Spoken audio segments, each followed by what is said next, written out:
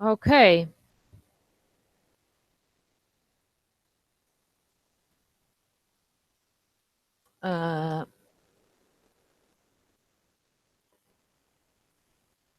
Okay.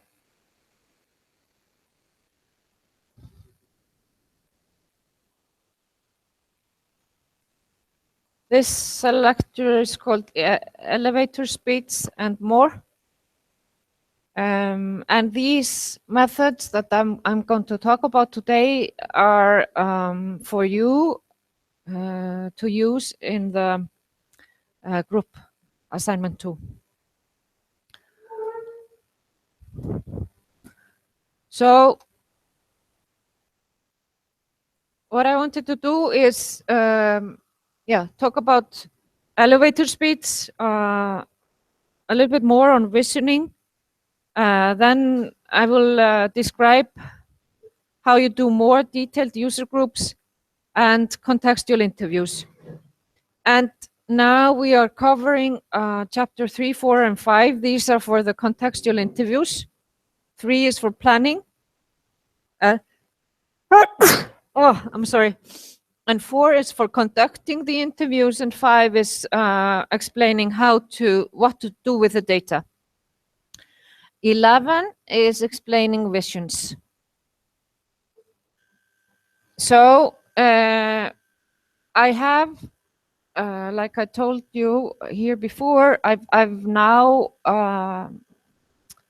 made the written description for group assignment 2, and I've defined the assignment, and the deadline is 19th of September.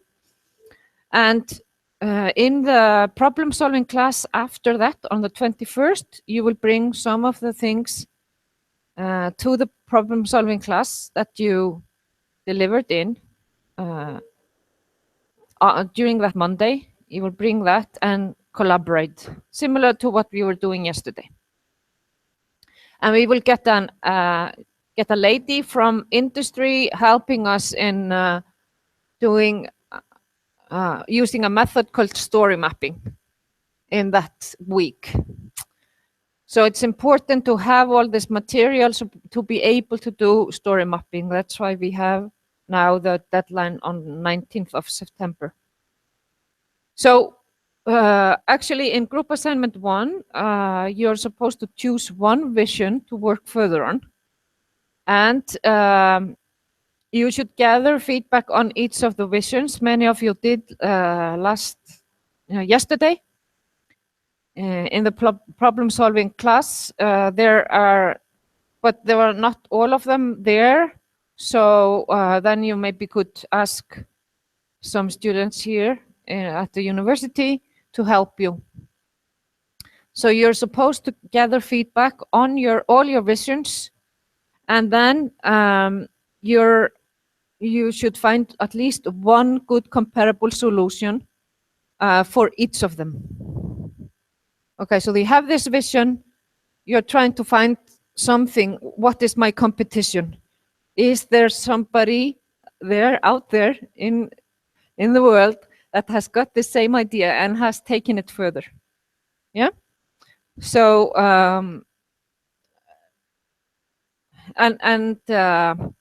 in my last lecture on Tuesday, I said 3, but now students were saying, it's too much for me yesterday. So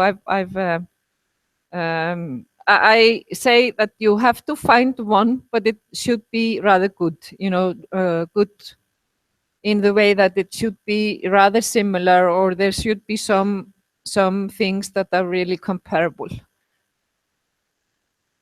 Okay, and then you gather the pluses and minuses for each of the visions, and based on all these facts, you choose one vision.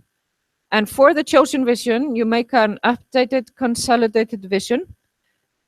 You make more detailed user groups, and we will look at what that means today. You make an elevator speeds, and you make contextual interviews, and there should be one interview per student in the group. And then you make personas based on the interview. So now you are actually making personas that are based on data and not just what you imagine. And this is according to the book. The book wants you to do it this way. And then you make an affinity diagram, and that is where this project ends. So can you see this? Is it hard to see? No. Yeah. Okay. So it is in the. It's also in the text, in the description of the project. But this is just my sketch of what you are supposed to do. So we have the 3 visions here. You have to find a comparable web, gather evaluation or comment, and do pluses and minuses. And here you're choosing the vision, and then you make a consolidated vision, elevator speech, more detailed user groups. You make contextual interviews, and based on those, you make the personas and affinity diagram. And this here, this is an example if you have 3 students in the group. If there are more students in the group, you would have, like if there are 4, you would have 4 visions, and you would do 4 contextual interviews. Okay? And today I'm going to, yesterday we talked about, Tuesday, we talked about comparable websites, and we talked about, pluses and minuses and so on. And yesterday you did the evaluation on the visions. So we have covered that. So I'm going to talk about the elevator speech and consolidated vision now. So what does it mean to have a consolidated vision? You have visions now which are different. So like these 2, these were done in the same project, and these 2. So, this group had 4 visions, and then they made this consolidated vision. And this vision actually is an updated version. Maybe they took one as a basis, and then they added the good things from the other visions. So you are sort of redesigning the vision or iterating the vision by making this. Any questions or comments here? Huh? So remember that the vision is usually a hand-drawn graphical representation, and you should now try to include more than one group. This is for the whole software that you are really making the vision on. So the vision is a holistic view. It's the big picture that you're doing. Now you're describing the whole software in this one consolidated vision. And you can also describe the context of use, meaning that where is the software going to be used, which equipment do people use, and so on. So you had this 5W&H table, but you could actually include that here, saying where they have included which equipment or which, if it's done on a GSM or a laptop or a desktop here, but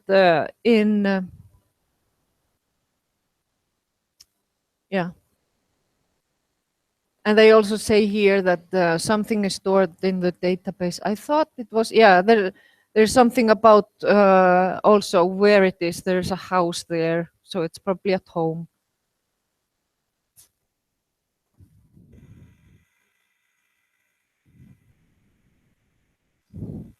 Okay, so this is what you're supposed to do. And when you are collecting these pluses and minuses, you could think about these things. Does it support the user's is the design technically possible? Actually, you don't have to think so much about it if it's technically possible, because we will never start to a production of this idea. So in assignment 2, the technical aspect is not that it's feasible or possible, is not that important.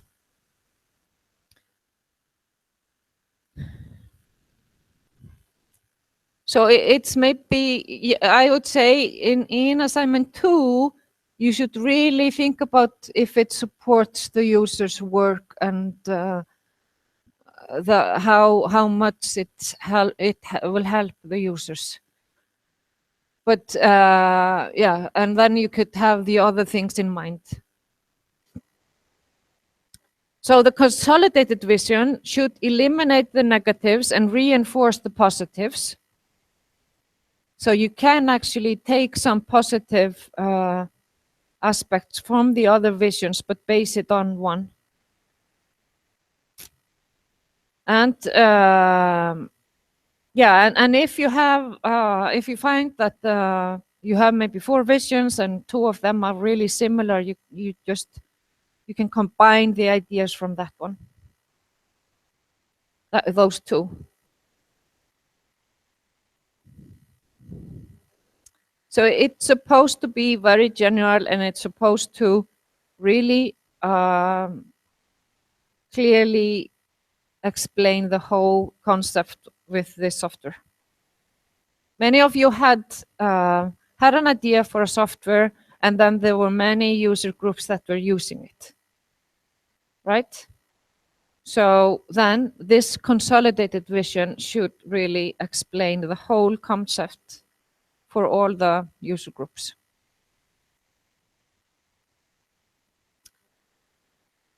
So actually, my thought was that each of the visions here from project 1 would support different user groups, meaning that you could maybe have a user group that is elderly, and then another one which are young, so they don't have that much in common. But I found out yesterday that many of you had an idea for software that both or 3, 4 user groups can use. I was thinking that you could get like 3, 4 totally different ideas. One supporting the kids, one supporting elderly, one supporting people with dyslexia, and then you would choose between those. But I found out during the problem solving session yesterday that many had an idea for software that supports maybe both people with dyslexia and that have not that good sight and are elderly and so on. You see? So these are 2 different things. But now you will be really choosing one software to go and develop further.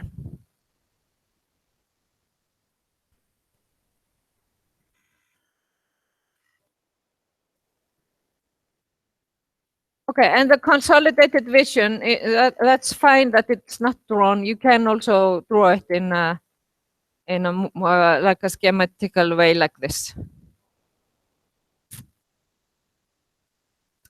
Elevator statement.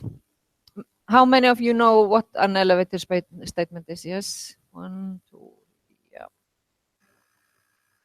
So it is a short statement of the product product's positioning and explains the product to someone in 2 minutes.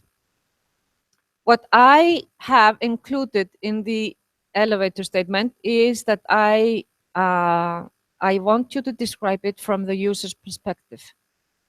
So I want you to explain which are the users you should have a statement of the need or opportunity for need of the users. And then you have your product name and the category, and you explain the key benefits for the user. So this is a little bit a twist.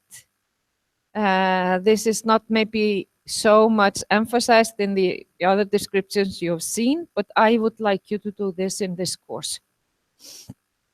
And then you have the unlike primary competitive alternative. And here you have prepared this because you have found a competitive website or tool. And then you can actually say what is better in your solution than in the competitive alternative. So this is in Icelandic. And here's an example. We have the users there, dentists and their assistants, and they want to schedule appointments quickly, efficiently, meaning not using much time on it. The product Dental Clinic 2.1 is a desktop and web-based appointment scheduling software. So you're categorizing what it is. And the key benefits is that it supports the users with office and remote access. And here they say just unlike competitive products. So they don't say unlike tooth 1.1 or something. So they don't really tell with what is the competition, but I would like you to do that because you have explored that.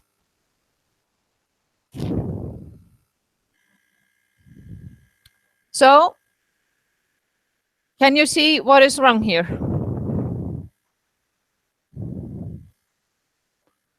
You have the template that I would like you to use, and then there is this description there.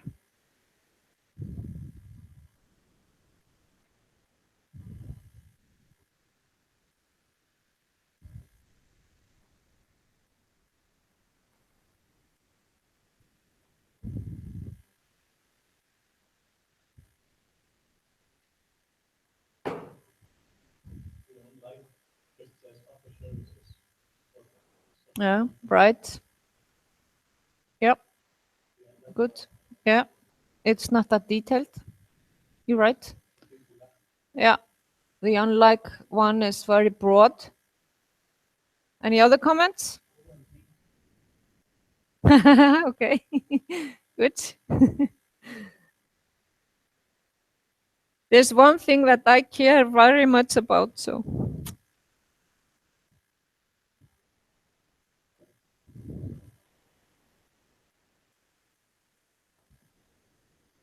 Okay, now you've actually thought about it. So I would like it to be more on the users. So I don't think marketing and sales departments are people. It's just an organization. So I would like it to say professionals. You see, it's the people we are talking about. And I would also like you to say, what is it really that they gain? What are the benefits for the people?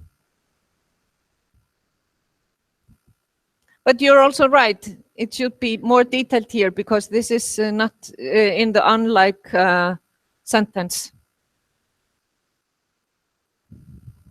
So just really concentrate on the users you are supporting. And actually, in the 4 statement, this is, you have your user group analysis and you can put it there.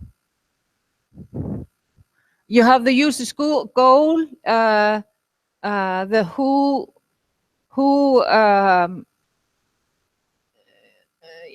sentence is on like the main goals. So much of this information you've actually gathered in other ways, so it shouldn't be that hard to make this. Okay, what do I mean by asking you to do more detailed user groups?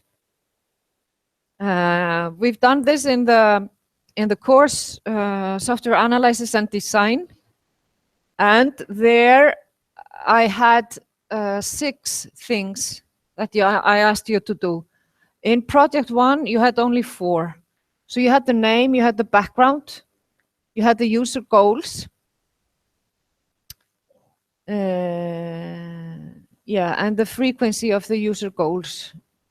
But here, now we know that these are user groups that will be using as a system that you are developing.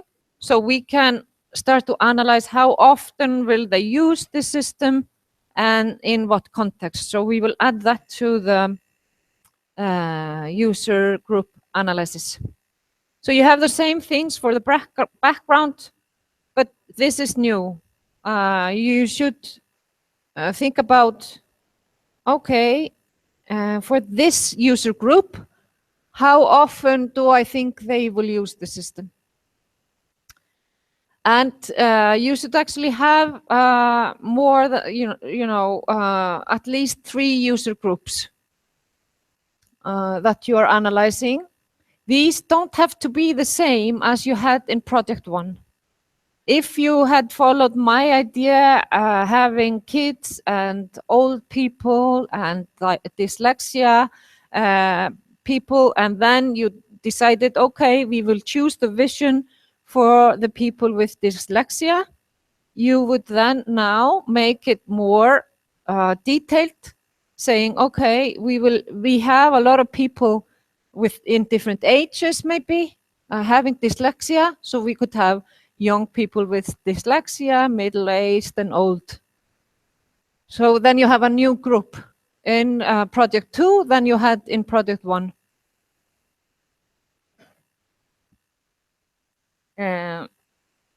Okay, so here we are doing this for each of the user groups.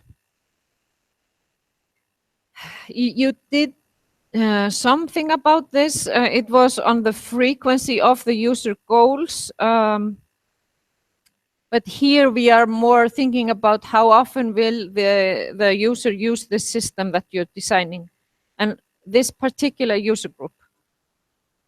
And this affects the design.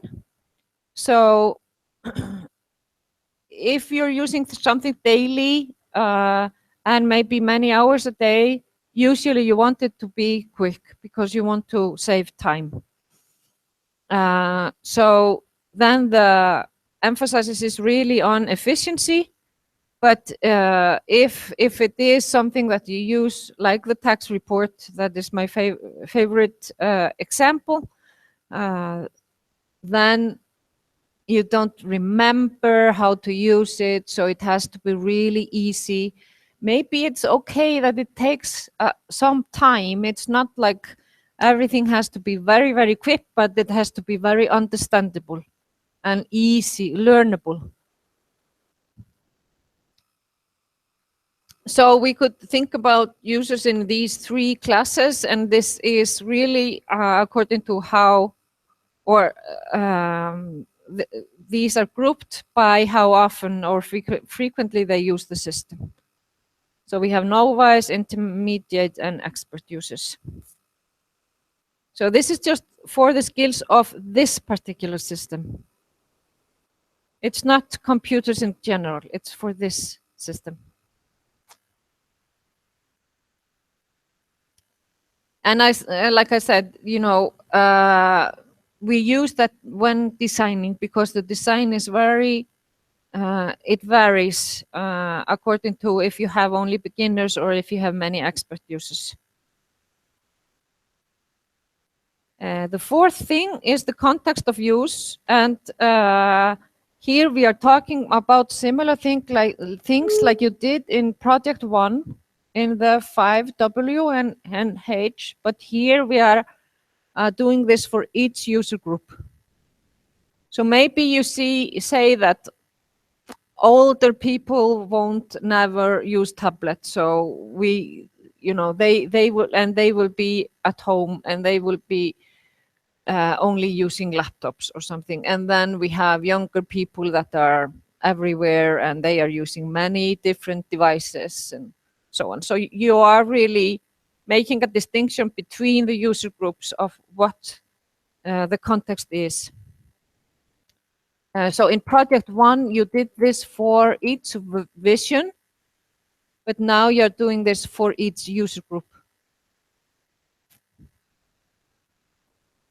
And then you have the main user goals as you did in project 1, and the importance of the user group. You could actually say, well, I think this group is the most important because there are many, and the design will be, or the software will be designed according to their needs, but of course we will think about the others.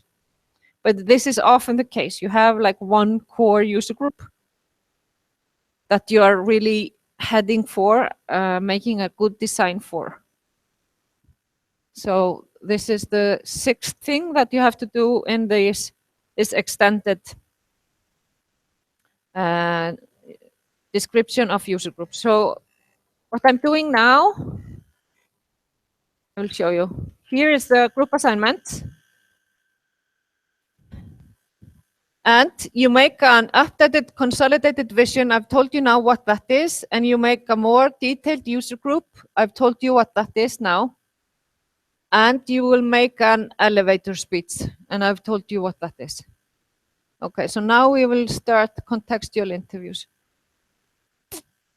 And I think it's good for you to, is it okay that we continue, or would you like to have a break now?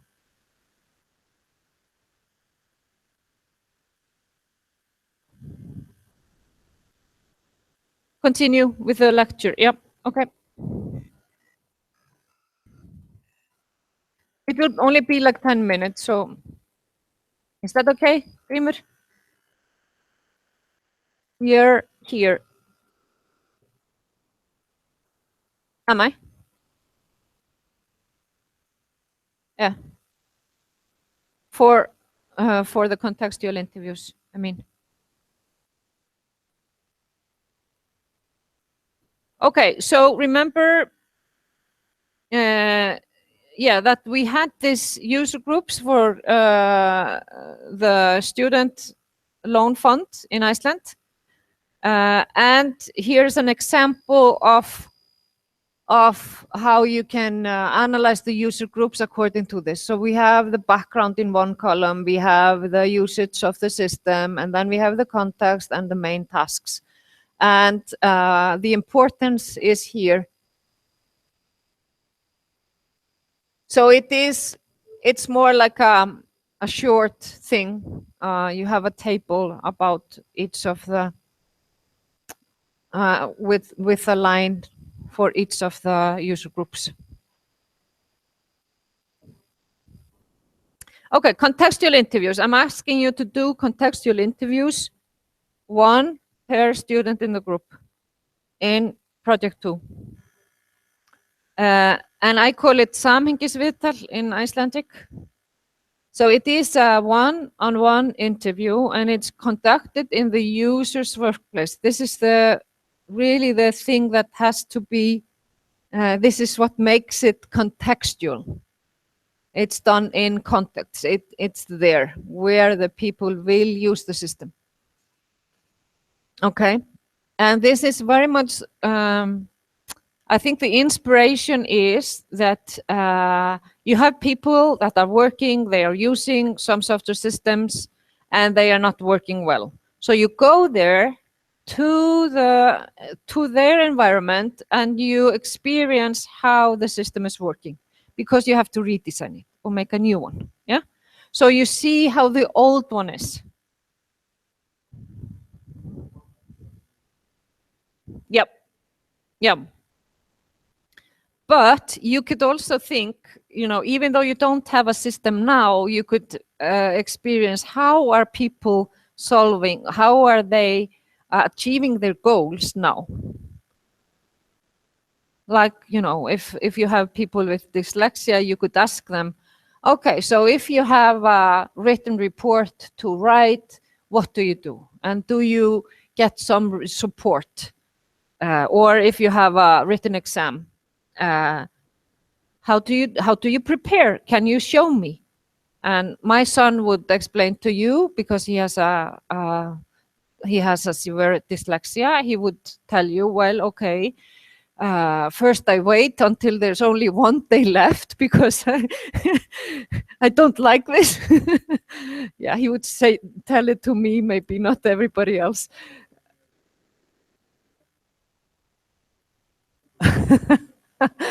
Well, yeah, okay. So this is one of the things that you can also have in mind when choosing the vision. How easy will it to get users for the interviews? Yeah, this is a very good comment. Yeah. So, okay, so my son would tell you, but then I will download the page, no, the book from this library, because I have access, because yeah, I was admitted to, so I go there, and so he would probably show you how he does this, and then he downloads this to his phone, and while walking to school, he's listening or something, I don't know. He would tell you how he does this, and maybe you would like to support him more in some way. I know that he has a lot of also problems while writing. So for him, if he could just talk through the computer and the text would that would be great for him. So he really knows a lot of things, but this is a hindrance for him. Trying to write and read. So what I'm saying here is you could ask people to explain how they do the things today. How do they achieve their goals? Especially the goals that you want to support them in doing in a better way or easier way. Okay, so how is this contextual interviews? How are they different from ordinary interviews? The main thing is that it is conducted in the user's environment, and you are asking them to teach you how they do things. So they are actually the teacher and you are the student. You are learning from them. So that is the thought here. The procedure for contextual interviews. First, you have an introduction saying why you want to do this interview, and then you have the transition. The third thing is the field interview, and the fourth is the wrap-up. And we'll go through what that means. In the introduction, it should take 10 to 15 minutes. And there you introduce yourself and the goal of the project. You explain the focus, and you tell them the estimated time, so they know how long this will take.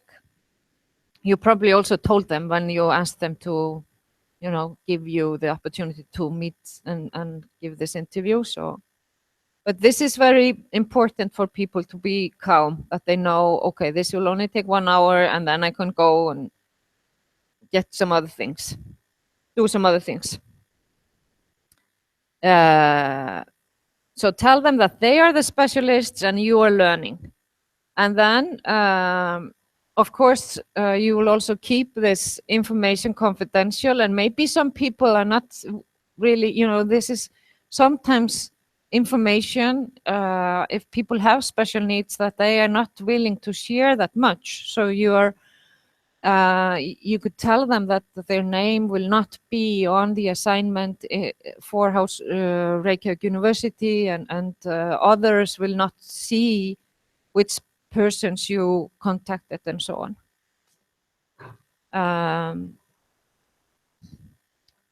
And then you should sort of ask what are the main problems, and then look for a good task to begin with.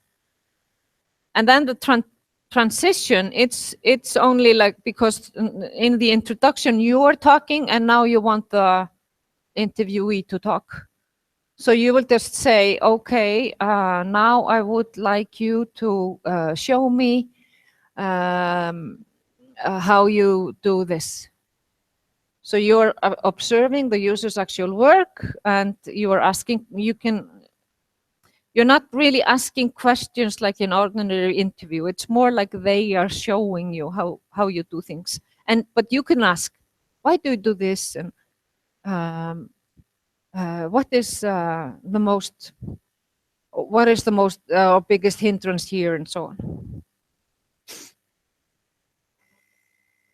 The field interview, there you are observing and discussing. So write down everything, and the authors of the book, they would like you to write 10 to 20 pages of notes for 1.5 hours interview. Yeah. Do you think that is rather much?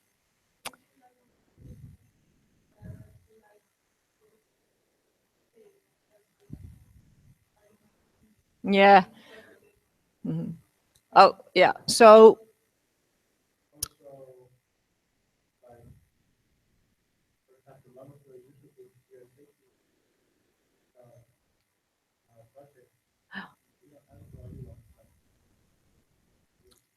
okay. Then okay. So if you don't know anyone from this user group, then you would have to find some people that are willing to pretend that they have this. Try to sort of act as they have this. Yep. Yep. You could choose the vision where you think you can get users. Yep. Yep. Yeah. This is a critical thing. So this is why also I wanted you to know what the interviews are about, so you can start to think about which vision to select.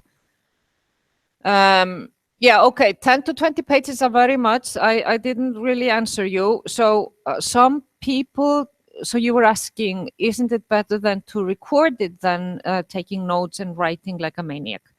The authors of the book and the authors of this method, they are very concerned that you are not really stressing the people.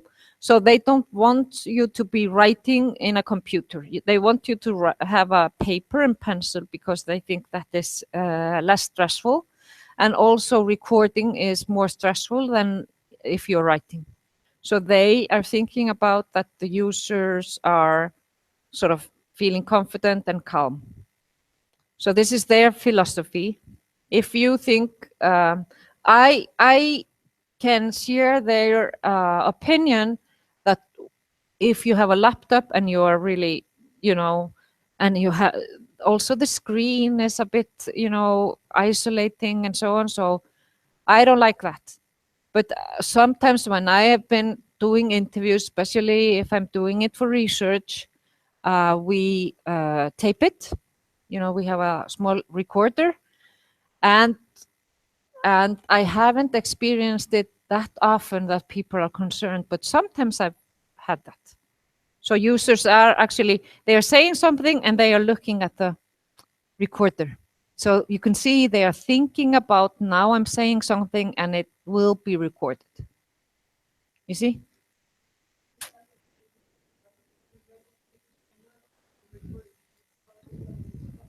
Yeah. Yeah. So yeah, you're very right. If you're taking notes, and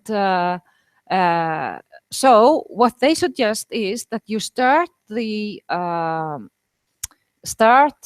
preparing or analyzing the data within 48 hours, so you still remember what happened. So that is their answer to this. Okay. So yeah. So this is what you do, and then the wrap up is that you summarize what you learned from the interviewee. So you could say, okay, what I have been hearing here is that the main problem you have is when you have a big assignment for school, writing an essay and you think it's very, very hard to write, so writing 10 pages is just like climbing Everest for you. Is that right? And then the person can say, well, maybe, maybe it's not that serious. So you can sort of check your understanding in the wrap-up. And then schedule the interpretation in 48 hours. I think we should have a break now. And I could be here if you have more questions. Next week, I will do the interpretation session. Explain how you interpret the data from the interviews and affinity diagram. I could also do it after the break if you want me to, because I have the slides and everything. Yeah. So 10 minutes break.